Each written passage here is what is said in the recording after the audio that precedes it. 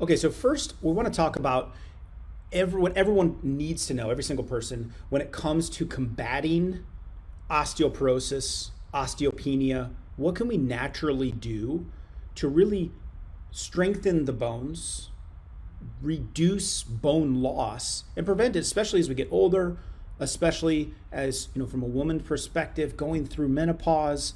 It's a trying time and it leads to a lot of falls, a lot of injuries, shortening, loss of height, a lot of issues down the road. So what can we do naturally? So we're going to go through three things that you're going to learn. Okay.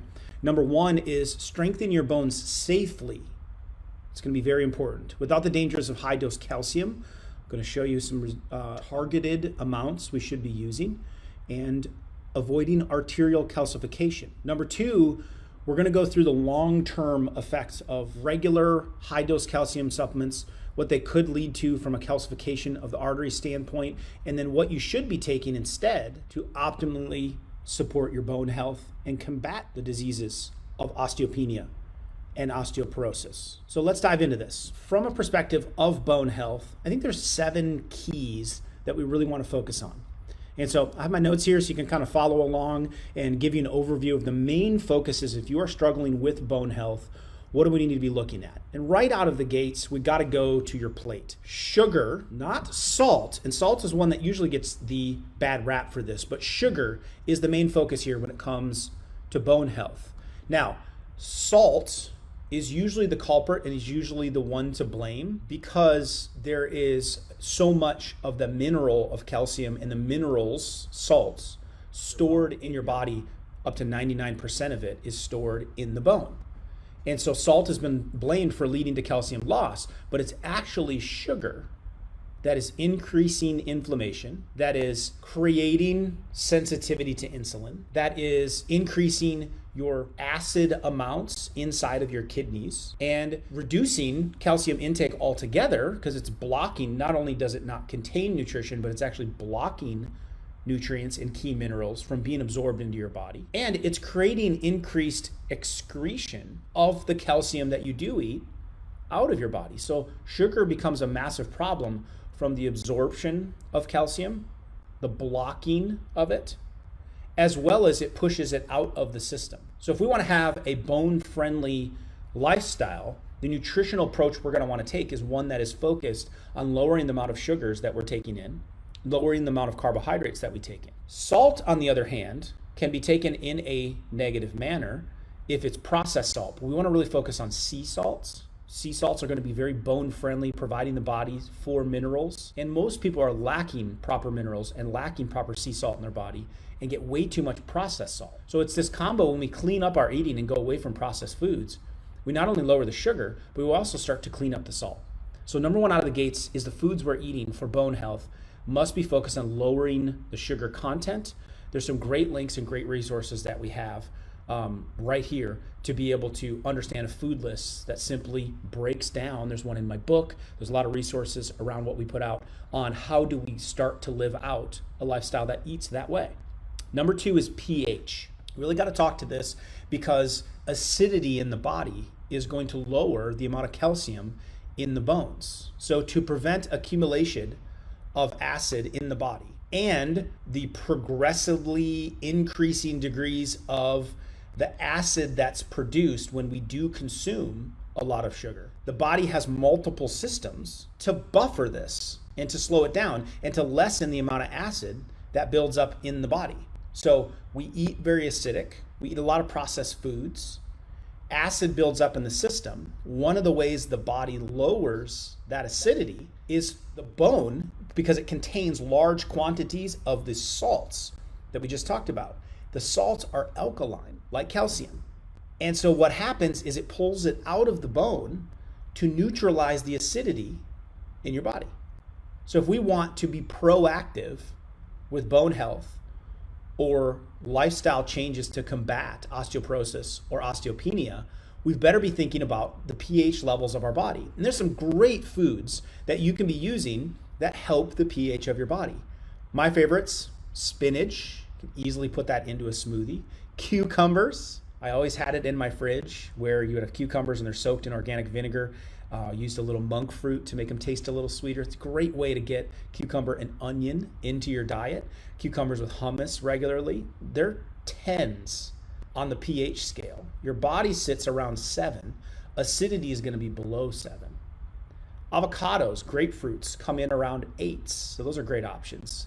Beets are right around that range. Even lemons, very acidic on the outside, but once metabolized, ends up being slightly over a 7. So fruits and vegetables, you can think a lot of those are going to drive your pH up. You can drink some high alkaline water. If you're going through a detox period of time, I recommend it. But on a daily basis, to constantly be putting in 9 or 10 pH water, it's not quite that simple. We want to make sure we're eating it, not fabricating it. In nature, usually spring water, for example, is going to be right around that sweet spot, the way God made it, of a 7, maybe a little bit higher. So we want our drinks to be on more of the alkaline side when it comes to bone density, but don't constantly put in really high alkaline drinks. Focus on the foods, and there's some great ones out there. So we've got sugar, we've got the pH. Then we go physical resistance. And there's some great ways outside of just hitting the gym that you can really bolster your bone health. And my favorite right out of the gates is rebounding. And the reason this is my favorite, because in the 1930s, exercising on a mini trampoline was created where all great things are created. Iowa. So in the 1930s, this is where this concept came up, and they showed it increased bone formation and it decreased bone resorption. So it improved these health-related benefits of bone density formation. And so we want that to be, like we're not losing bone, we want to be building bone. It's also helping with balance, which is the big problem a lot of times. I did my entire thesis in doctorate school on falls and how costly they are for a person's life, for our economy, for everyone involved. So muscular leg strength. So rebounding is a great option. Mini trampoline. We have entire protocols and videos on how you can really put a whole regimen together on how to do this. Vibration therapy is number 2. I've used this clinically for years. Now, this was initially developed. NASA was involved with it. It was part of the space program. They found that each month that was spent in space, each week, each day, there was significant bone loss happening. And it was to the tune of 1 to 2% per month because there was no gravity on these astronauts. So to combat it, they found that they could regain the bone loss by standing on a lightly vibrating plate for 10 minutes a day. And you don't even have to do that much, even 2 to 5 minutes. So I have one at my house. The frequency of it really matters. You don't want it to be too high. You don't want it to be too low. 13 is the megahertz, the hertz that it should vibrate and be frequent at. Now, if it's below that, you don't get as much benefit, but you still get benefit. I would never recommend going higher than that because the vibration can be damaging. But what we're doing is we're aligning the frequency of your muscles, your ligaments, and your bones to all vibrate at the same frequency, and they can be molded, they can be helped. So a lot of people will stretch while on these. Some people will do postural exercises while on these, but it is going to help that bone density. So there's 2 of my favorites that a lot of people don't talk about. Then, of course, there is weight training. And studies show that strength training over a period of time can help prevent bone loss and may even be helpful to building new bones. So just adding in some light weights. Maybe you're doing our 10-minute workouts that we regularly put together. You could just be adding some light weights to that. But adding in weight training is definitely important from a bone density standpoint. So I just mentioned it, but let's roll right into number 4, which is posture. Posture is very underrated when it comes to osteoporosis, osteopenia, but you can see it as an outcome. And when you think osteoporosis, you think osteopenia, you're thinking of this person. Hunched over, the roundedness in their back, they're coming forward this way, they're losing the support of the bones are softening. Compression fractures can happen to the actual skeleton. So there's a major risk here. Expedites the bone loss and increases the fracture risk. So there's a really easy way to start combating this.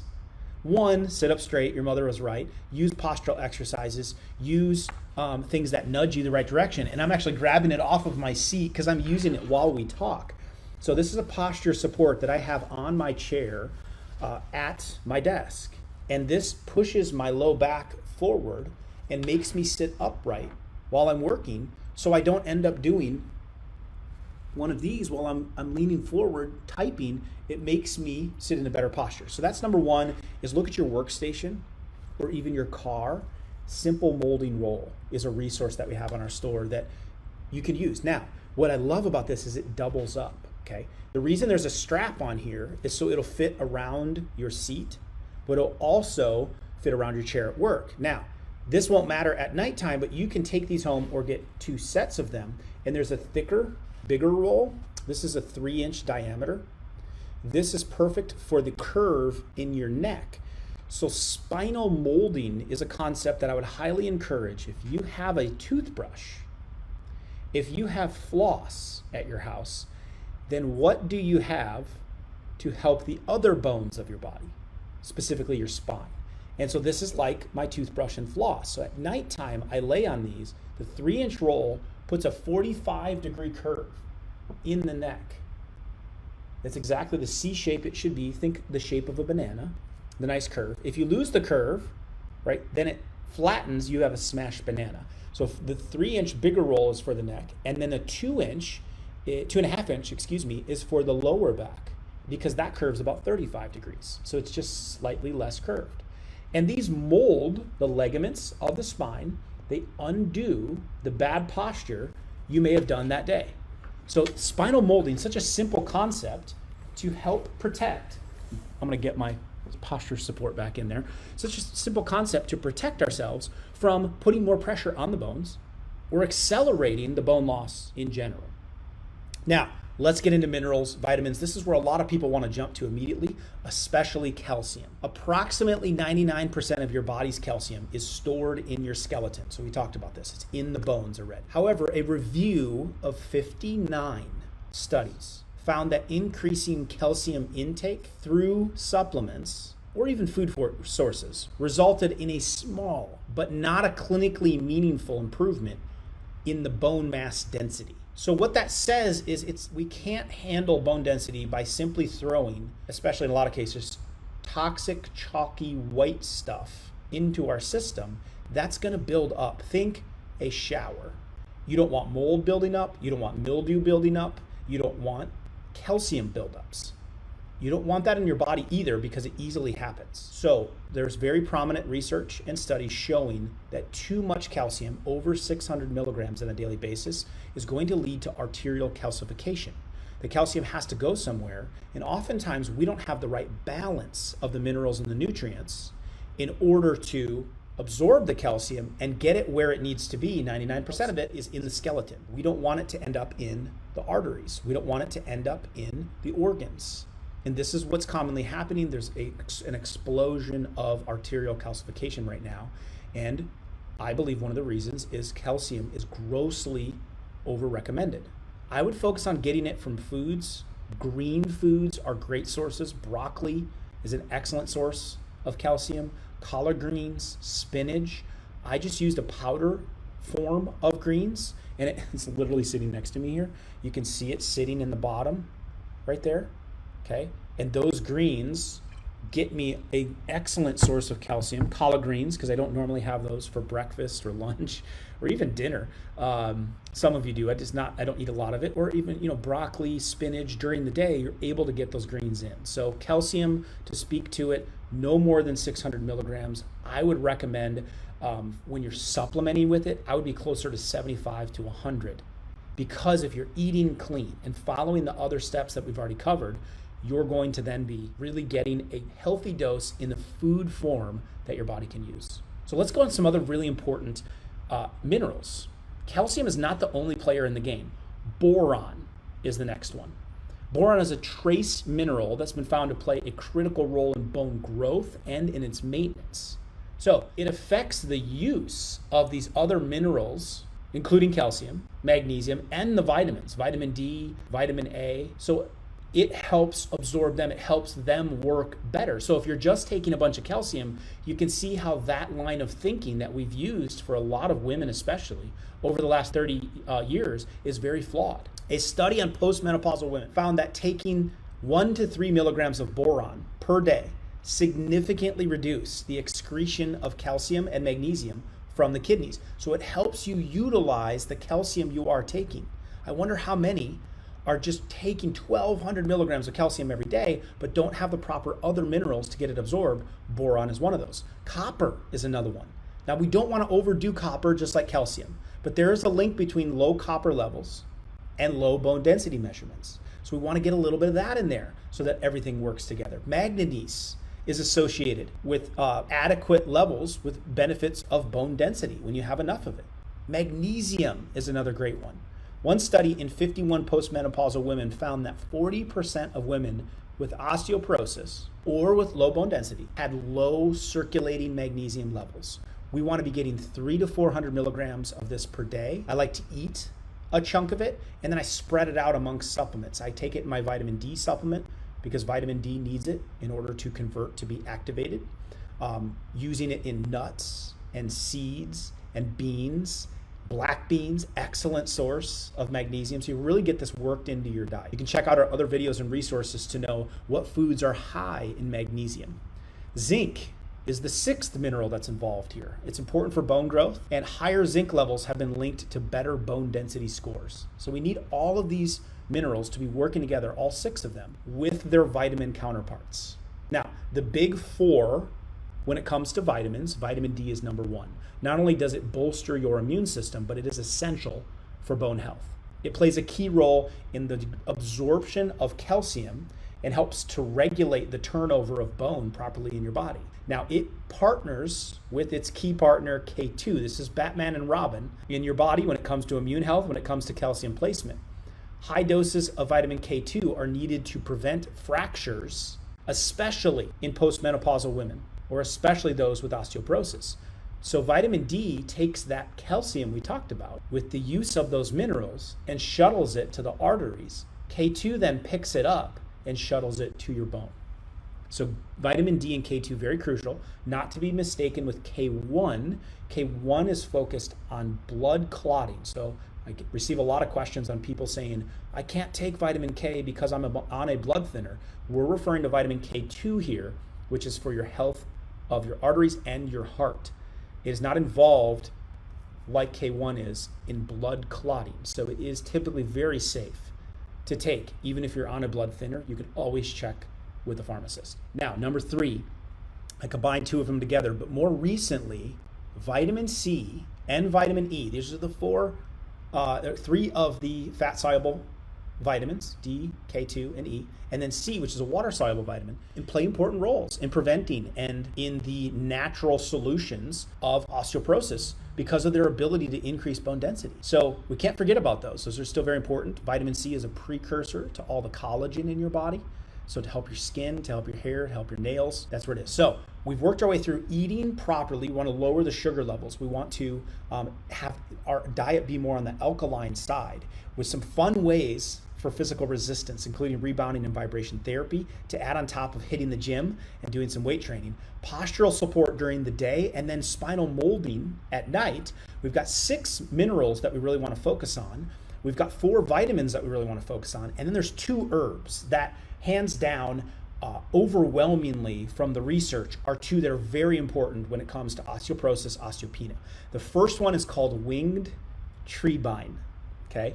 It is a very common medicinal plant actually used in Thailand. They use it all the time there. It's very traditional in African or Ayurvedic medicine. Now, it can be used from everything from metabolic syndrome. It supports decreasing swelling in the body, but it is very effective at helping bones heal and new bone formation. So winged treebine has a very effective place when it comes to the health of our bones. So that's one of the herbs that I love. Okay, number 2 is horseradish leaf. Now this is not the spicy condiment that's often served, it's delicious, with steaks or roast beef sandwich. This is actually coming from the leaves of the Moringa oleifera tree, all right? And a major problem with osteoporosis is drugs causing osteoporosis. This is the number 1 secondary cause of osteoporosis, is taking a form of a steroid. And so this could be in the form of, something you're using for allergies or something you're using for hormones. So a steroid, so I saw this happen to my father actually. Glucocorticoids, there's multiple different ones that impact bone density levels. They induce osteoporosis and they leave a susceptibility to fractures. And so this is a huge cost on our economy. This is a huge cost on people's lives because we're treating one thing and we're getting side effects from drugs, causing other conditions. So with all that said, there's a lot of research being poured into right now because of how much adverse effects this has and how much high cost this has, that using the Moringa oleifera, which we're calling horseradish leaf, is a very effective natural solution for the bone healing abilities, especially for those that are taking those medications. And if you're not on those medications, it still delivers those benefits from the form of the leaf. So we want these in as clean of forms as we can, the winged treebine and the horseradish leaf. That's usually in an organic form. And those are great natural herbs. My two favorites, there are several out there, but those have the best research behind them and actual studies behind them to show you for bone health. So cleaning up the sugars. If you need help with an eating plan, we have a lot of resources for that. You can check those below. The pH of the system, more towards alkalinity. We also give guidance on that. Physical resistance. You may check out some videos on rebounding and vibration training. And then posture, the spinal molding roles, the minerals that need to be involved, and the vitamins that are crucial. So if you're wondering how to get this all in your system, there's a link for that below so you can really have a good regimen when it comes to your bone health and be proactive with osteoporosis, osteopenia, and getting help there. So check out those other videos, those other resources that we have available for you, and keep building and experiencing real health.